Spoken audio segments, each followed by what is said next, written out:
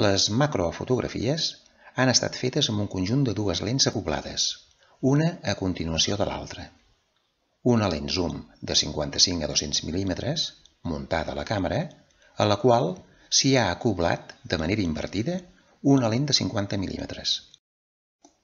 Per acoblar les dues lents ha calgut una anella de rosca mascle-mascle.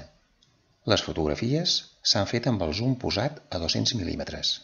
Les fotografies han sigut fetes sense trípode, a l'exterior a plena llum d'un dia solejat. Les mosques tenen els ulls compostos. Cada ull és una agrupació de centenars d'unitats receptives de la llum, situades sobre una superfície convexa. Cada unitat receptiva és una lent que porta la unitat d'imatge al cervell directament a través d'un nervi. La visió de les mosques és en forma de mosaic. Si en un dels mosaics detecta moviment, ràpidament s'adona i fuig volant.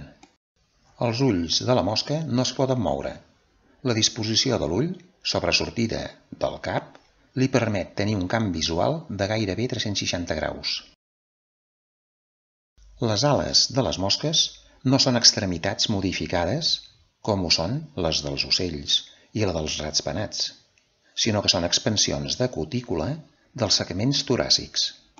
Les ales, expansions de cutícula, van sortint a mesura que la nimfa va passant a la fase adulta. La membrana de l'ala està formada per dues capes de tegument estretament juxtaposades.